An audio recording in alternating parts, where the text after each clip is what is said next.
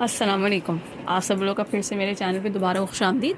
उम्मीद है आप सब लोग खैर खैरियत से होंगे। आज हम अपने चैनल पे बना रहे हैं सबका मनपसंद, सबका फेवरेट, छोटों का बड़ों का ज़िंगर बर्गर। उम्मीद करती हूँ आपको इंशाअल्लाह इसकी रेसिपी ज़रूर पसंद आएगी। तो चलें रेसिपी की तरफ बढ़ते हैं। इस रेसिपी के लिए सबसे मैंने पहले एक फुल चिकन ब्रेस्ट पीस लिया है। आप चाहें तो थाई पीस का भी यूज़ कर सकते हैं। चिकन ब्रेस्ट को सबसे पहले हमने सेंटर हाफ़ कर लिया। सेंटर हाफ़ करने के बाद इसको हम हाथों से बहुत अच्छे से प्रेस करेंगे। प्रेस हम इसको काफ़ी प्रेशर लगा के करेंगे ताकि हमारी पतली पतली चिकन कट सके। अच्छे से हाथों से प्रेस करने के बाद ये देखिए हमने एक चिकन का पीस जो है काट लिया है।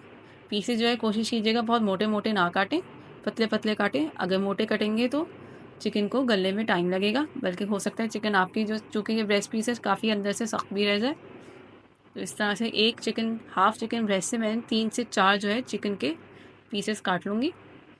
ये देखिए इसी तरह से हमने अपना दूसरा चिकन पीस भी काट लिया। सारी चिकन के स्लाइसेस करने के बाद ये देखें इस तरह से मैंने चिकन के स्लाइसेस कर लिए हैं। अब इसको हम किसी हैवी चीज़ से या हैमर से अच्छे से इसको स्टैप करेंगे ताकि इसके रेशे भी अच्छे से टूट जाएं। जितना अच्छा से इसका रेशा टूटेगा उतना अच्छा ये गलेगा। अगर आप ये नहीं करेंगे स्टेप तो आपकी हो सकता है चिकन बहुत मोटी भी रहे और वो अच्छे से गले भी ना। अच्छे से चिकन को स्टैप करने के बाद फिर हम फोर्क से इसको अच्छे से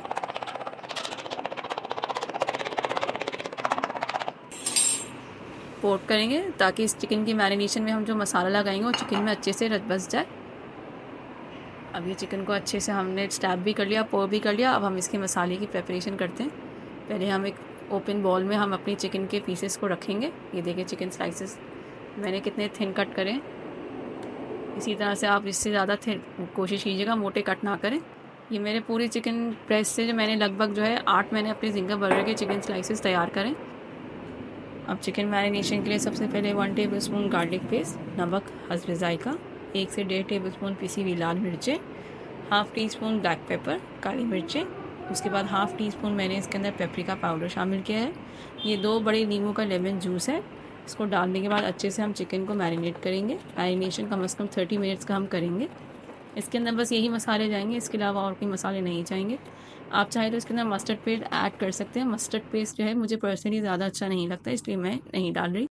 अब इतना हमारा चिकन मैरिनेट हो रहा है, इतने हम अपना लिक्विड बैटर बना लेते हैं। लिक्विड बैटर के लिए 3/4 कप जो है मैंने मैदा लिया है। इसको हम अच्छे से स्टिफ़ कर देंगे। मैदा स्टिफ़ करने के बाद इसके अंदर जो है हम 1/4 कप जो है कॉर्नफ्लावर शामिल करेंगे।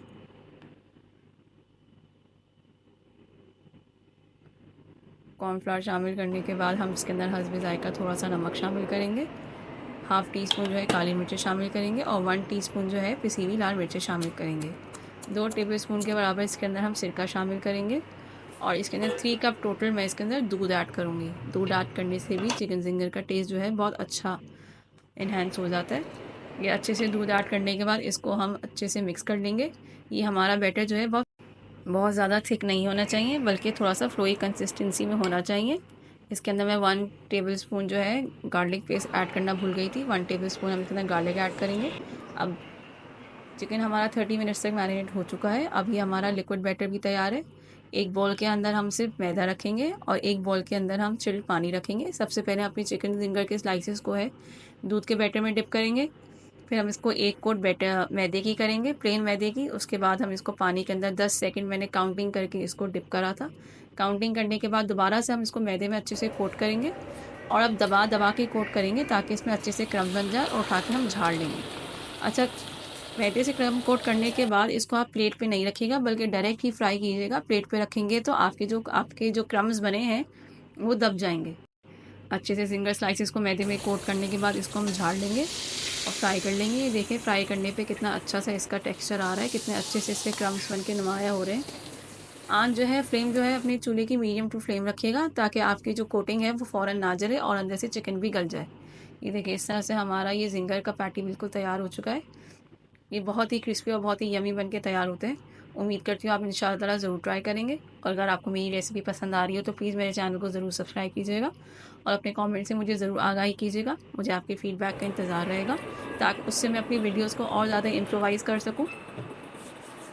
और आपके कमेंट से मुझे ये पता चल सके कि आया मेरी रेसिपी ये जो है आपको पसंद आई कि नहीं आई, या इसमें कुछ रद्द-बदल करने की या चेंजेस करने की ज़रूरत है नहीं है। उससे भी मुझे अपनी प्लीज़ कमेंट्स में ज़रूर आगाही दीजिएगा। अब बर्गर्स बनाने के लिए सबसे पहले मैंने इसके अंदर मायो लगाई। मायो के ऊपर मैंने सैलेड लीव्स लगाए, वो ऑप्शनल है। उसके ऊपर मैंने अपना ज़िंगर का बर्गर का स्लाइस रखा, उसके ऊपर मैंने आइसबर्ग रखी।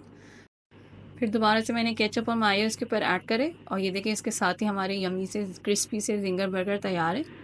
उम्मीद करती हूँ इंशाल्लाह आपको देखने में नहीं बल्कि खाने में भी उतने ही मज़े के लगेंगे, और अपने फीडबैक से मुझे ज़रूर आगाही करेंगे। ये ज़िंगर बर्गर बनाने के बाद इंशाल्लाह ताला आपको ज़िंगर बर्गर बाहर से मंगवाने की ज़रूरत पेश नहीं आएगी, बल्कि आप ख़ुद अपने घर में बना के ख़ुद को और अपने बच्चों को ज़रूर सर्व करेंगे। इसके साथ ही आपसे इंशाल्लाह ताला बहुत जल्दी अपनी नेक्स्ट वीडियो में मुलाकात होगी। तब तक के लिए अल्लाह हाफ़िज़, जज़ाकल्लाह खैर।